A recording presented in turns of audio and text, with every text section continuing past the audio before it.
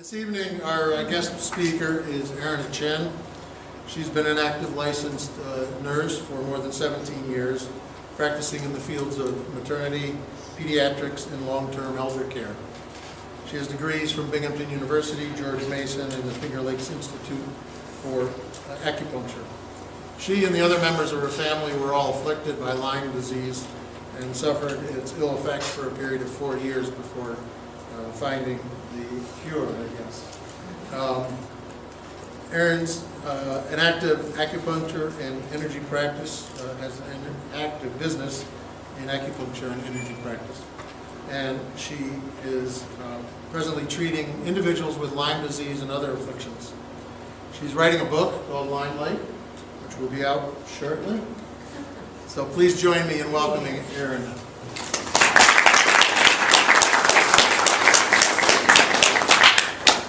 Thank you. Okay, my voice coming through those? All right. So, thanks for coming to the talk. It got labeled Limelight, which is the book I'm working on to tell the story of how our family got over Lyme and multiple tick infections. But the actual title of the talk is Cutting Edge Understanding of Lyme, or Multiple System Infectious Disease Syndrome, MSIDS, which is a new name for Lyme that some of the Lyme literate doctors are pushing for. Before I give you an overview of what I'll be talking about tonight, I have a story to start with. And the story is, light in my eyes here. The story is that in 2012, I was in Boston, and I was at the 2012 ILADS conference, and that's the International Lyme and Associated Diseases Society conference. They have 2 of those a year, one in the US and one abroad. And I had just heard this gentleman, let's see, it's working a minute ago. Okay. I had just heard this gentleman, Dr. Alan McDonald, who is a pathologist. I had just heard him deliver his latest research as one of the speakers, and he's like a rock star in the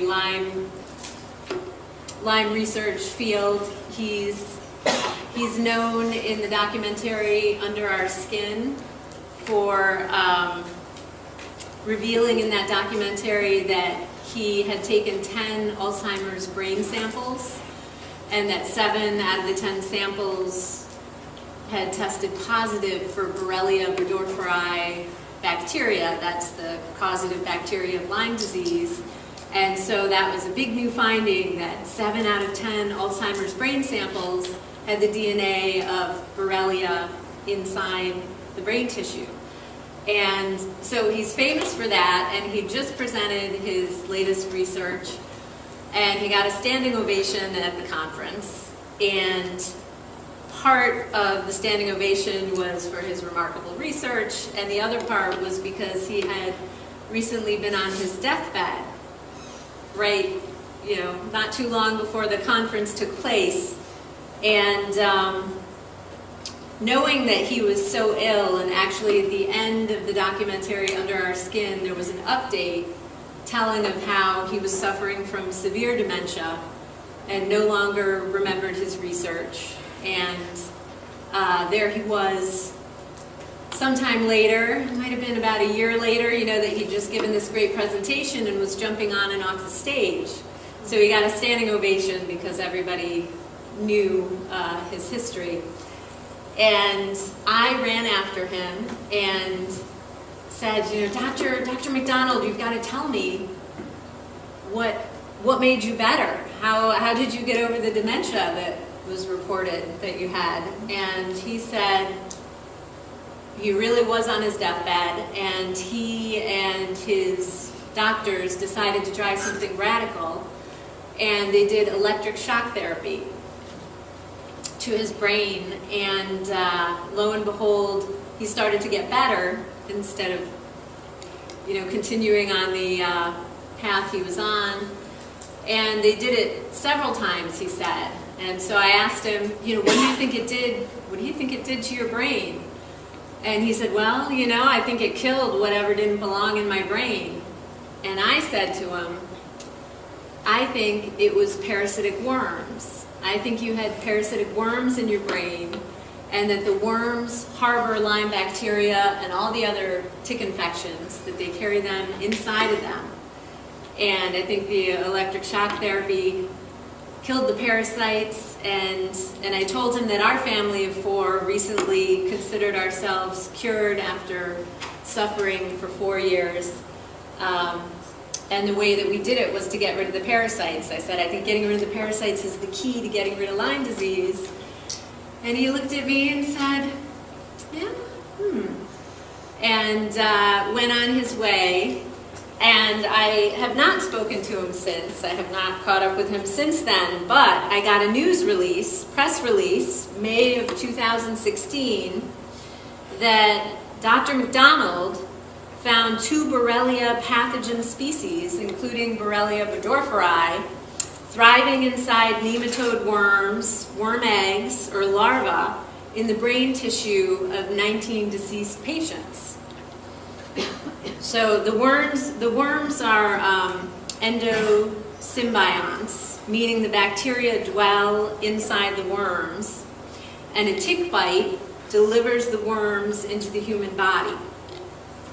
The Rocky Mountain Multiple Sclerosis Center Tissue Bank provided McDonald with 10 specimens from MS patients, and all 10 of the MS specimens had nematodes infected with Borrelia inside of the tissue samples from the MS brains, and 5 glioblastoma multiforme brain cancer samples had the infected nematodes inside of them.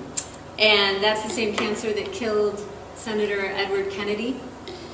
And then 4 specimens from patients that had Lewy body dementia, the same illness that afflicted Robin Williams, had the infected nematode worms. So that's just a story for, to maybe wet your lips because I'm going to go through some basic Lyme teaching at the beginning of the talk, but just had to get out there the part of the cutting edge discovery that happened just this past May 2016. So, all right, the overview for the rest of the talk. I'll give you a little background, my family background, and then some facts and safety, what the newspapers often leave out, and what distresses me every year when I see the Lyme Disease Awareness Month and the notice in the newspaper, because they always leave out some key things. And then cutting edge understanding of Lyme, multiple systemic infectious disease syndrome, MSIDS and tick-borne disease, and then lastly, how my family was cured, which is really a scientific frontier yet to be explored. Exactly why it worked. Come on in. That's all right. There's a handout there you can grab on the table. So, all right, so explaining why it's called multiple system infectious disease syndrome. That would be because many people who have Lyme disease, like with our family, didn't just test positive for the Borrelia bacteria, and we didn't just have one Lyme, one tick-borne disease. We had multiple tick-borne diseases, multiple infectious diseases. And so that's part of why the new terminology. So a little bit of background with our family. I want you all to know that Lyme disease. A lot of people by now know that Lyme disease isn't always easily diagnosed, and some people go for years not knowing what's wrong with them and searching for answers, and then they finally figure out they have Lyme disease. but a lot of people think, well, you know, they must have had a fever at the time, or there must have been some kind of sign early on that was just missed.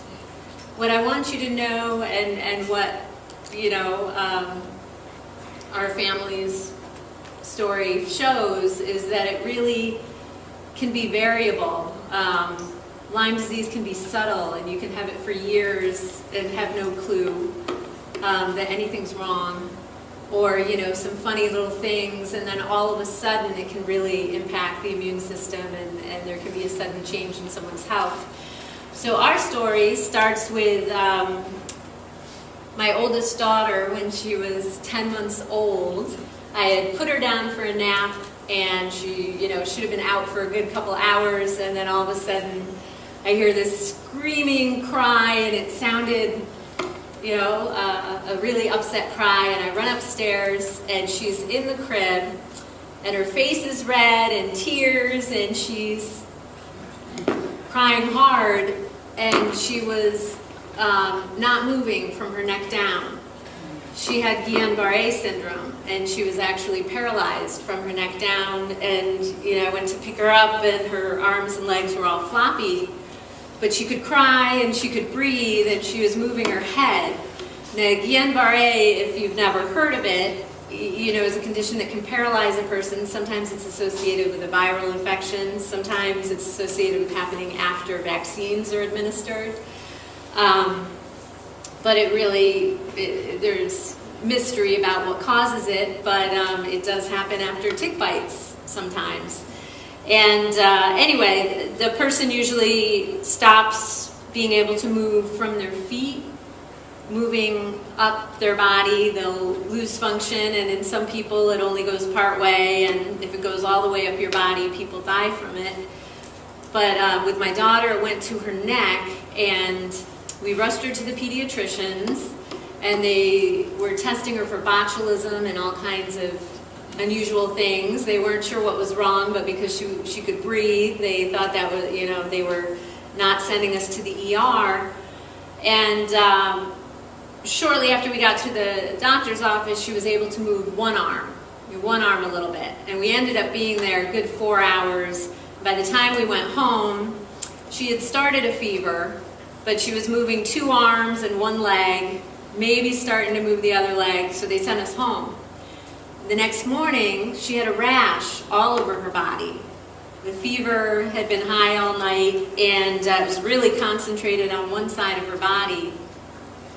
Now, I'm guessing she very well had Rocky Mountain spotted fever that wasn't recognized,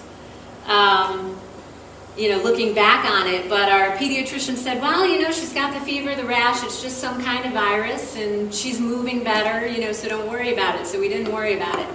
And, you know, it actually took her a few months to really regain the full function of the one leg that had the heaviest amount of the rash. So then we fast forward to when she's 5 years old, and she was treated for ringworm, you know, a red ring. We took her to the doctors. They gave us ointment for ringworm, which is actually a fungus. And and then a year later, she had another one of those rings, and I said to my husband, you know, that looks just like the ringworm we treated last year. But the ring disappeared before we had a chance to bring her to the doctor. Nobody was really talking about Lyme. This is back in 2005, 2006. And then by the time she was 7 years old, she started to have headaches every day and stomach aches every day. And both our kids seemed to have a lot of allergies. And she started to have double and triple vision at age 7 years. And we were being told, well, you got a kid that's got migraine headaches, and you got kids that have allergies, and, you know, don't worry about it. Double vision goes with migraine headaches. And so it wasn't until I finally saw a tick, the first tick I'd ever seen in my life, on my leg. We spent quite a bit of time at the Thousand Islands each summer, staying in a cabin up there.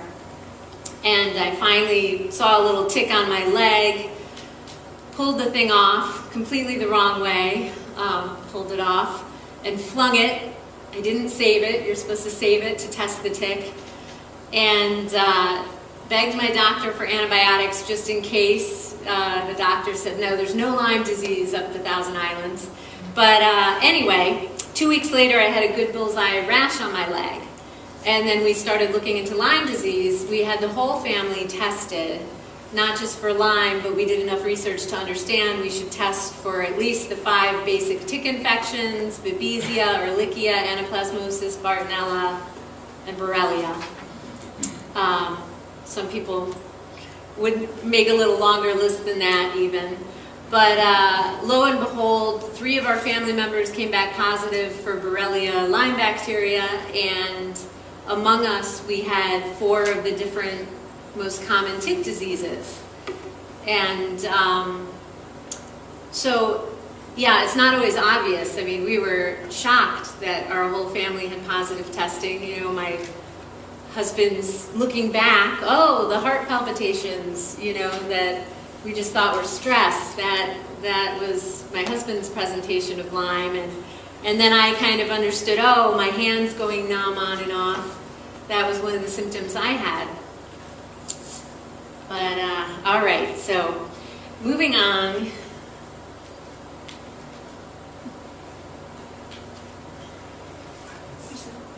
Okay. This actually, I don't know how many of you played Apples to Apples. This was actually, my daughter Paikia was playing the game, and this actually came up. That actually was supposed to be the slide when I was telling you our family history. You can use the keyboard. Just hit the space bars. Okay, so fact. MSIDS, it's a better name than Lyme for the reasons I've already mentioned, multiple infectious diseases. It's a term that Dr. Richard Horowitz coined. He's the author of Why Can't I Get Better? Solving the Mystery of Lyme and Chronic Disease. And MSIDS also has been put out there as a suggestion, instead of calling it Lyme and just referring to the one bacteria, also because it would include chronic illnesses like fibromyalgia, MS, ALS, Parkinson's, Alzheimer's, and chronic fatigue, where the evidence of chronic infection is mounting, that several of those illnesses have an infectious component. Dr. Dietrich Kleinhardt, he's also a well-known Lyme literate doctor, and in the Under Our Skin documentary, he states that in 5 years of his practice, he never had a single patient with ALS, multiple sclerosis, or Parkinson's who did not test positive for Borrelia. So that's another reason they want to have a term that gets people thinking bigger than just Lyme with this one bacteria, and realizing that it actually, tick-borne disease, Lyme is more than just this one bacteria, and it actually may encompass a broader set of illnesses. So, the CDC, here are some more facts. Lyme is the fastest growing vector-borne infectious disease in the U.S., infecting 300,000 people a year, and they think that's quite a conservative estimate. Fewer than 50% of Lyme patients recall a tick bite. Ticks numb you when they bite you, if you don't know that. You know, I had no idea that I had been bitten by a tick, and I think looking back, I was actually bitten by many ticks, because when we go up to the Thousand Islands, I thought I'd have a skin reaction to washing my hair in the river, up there in the St. Lawrence River, because I would get these little pimples at the back of my head. And now I know that every one of those little pimples was probably a tick. So, all right, then fewer than 50% of Lyme patients recall any rash or bullseye. And then the common ELISA screening test, which locally, if you ask any doctor to test you for Lyme, that's the first test they're going to do, misses 35% of culture-proven Lyme disease. There are many false negative tests. Short treatment courses of antibiotics have resulted in upwards of a 40% relapse rate. And I suppose I'll just tell you now, it always just hits me in the chest when someone with multiple health problems says, oh, you know, but they ruled out Lyme. It's not Lyme. And I've been tested for Lyme. It's not Lyme. Just food for thought about the false negatives that happen. Okay, so next to a dime, you can see just how tiny the larva and nymph ticks are. They're actually their most dangerous in the nymph stage, and that's, yeah, really like the size of a tiny poppy seed. Okay, a little more food for thought. So it's true that Lyme and tick-borne diseases are in Monroe County, but false. This is taken straight from the Monroe County Health Department website, and they need to update. Ticks must stay attached to your body for between 24 and 48 hours to transmit Lyme. This is false. So promptly removing them with tweezers will likely prevent contracting Lyme. Also false. There is significant evidence and many documented case reports that Borrelia infection can occur in humans within 4 to 6 hours after a tick attachment. And then consider now they've learned that the Borrelia is in tick salivary glands. And it doesn't require the 36 to 48 hours previously thought to move from the tick gut into the person. And Powassan virus can be transmitted in just 15 minutes. And 16 cases in New York State up until 2015 have been reported. I couldn't find the report, but I'm pretty sure it's near either Albany or Syracuse. They actually tested several ticks positive for Powassan virus more recently. And that one is striking because it can be transmitted in 15 minutes and it's got a high fatality rate, 10 to 60%. When I collected 278 ticks in Monroe County, which I did while our family was in the middle of dealing with Lyme disease, I was collecting in December. It only had to be 35 to 40 degrees out for me to collect ticks. And in the best afternoon on a December day, I collected 60 in a couple hours over by Irondequoit Bay near the Bald Eagle hiking trail. Collected easily at Ellison Park. Mendon Ponds Park seems to have some hot spots, but then some areas where it was hard to find ticks. A lot of ticks over by Eastview Mall in Victor. It was easy to collect there. And then if a dog has Lyme, the owner can have Lyme, period. Doctors in the area, I still hear that, they won't test me for Lyme. They say I don't have symptoms. But if you talk to the vets, dogs are getting, tested for Lyme every time they get their heartworm check. Every year they're getting screened better than people. And, do they have symptoms? There should be better screening. All right, there's a real life photo showing how tiny they are. Yep. And actually the ones they show, let's see, I think, looks like they're all female. The female ones have the red rim around their back, and the males are all black. The males are smaller, significantly smaller than the females, like half the size. Okay, so if you're bitten, do not squeeze the tick. Do not burn it off. I squeezed that one on my leg. I probably squeezed all the pathogens it had and parasites it had, like right into my own body by grabbing that sucker so hard. So yeah, carry some needle tip tweezers if you do things outdoors so you can grab it right where it's entering your skin. Unfortunately, sometimes they really burrow and they're deep in there, but try not to break off the tick body from the head. RemoveTick.com, they've got a great, really sharp pair of tweezers. There we go. Okay, so just worth noting, there are a lot of tick tools they try and sell. A lot of them don't work on the tiny nymphs. It is worth knowing, maybe in the back of your head, hopefully not for you, but who knows, you might help someone else. A small injection of epinephrine under the tick it actually makes all the blood leave the area, and the tick will just back right out. When it's robbed of the blood, it just comes out on its own. So, you know, unfortunately, that's only an option in a hospital, and I suspect in Rochester, you would be the one teaching the doctors about it because they wouldn't know about this method here. Tying a loop of fine thread, like a lasso, around the neck of the tick and gently tugging can sometimes get them to back out on their own. Some tick tools. Okay, remember, save the tick for testing. You can send it in yourself. So many people say, oh, you know, I haven't taken it to the doctor yet to send in. It will get better testing at this lab, and you can send it in your own. You just go to the iGenex website, print out their order form, and you pop the tick in the mail with like a damp cotton ball in a Ziploc bag. It's easier to look for the pathogens in the tiny tick than it is in a big human after it's bitten you.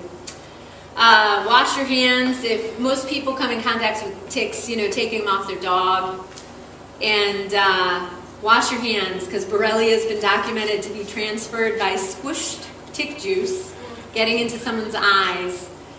Borrelia is also found in sperm. It is a spirochete bacteria like syphilis, and it's suspected of being sexually transmitted. They still haven't proved that yet because that's a little difficult to prove. All right, be smart.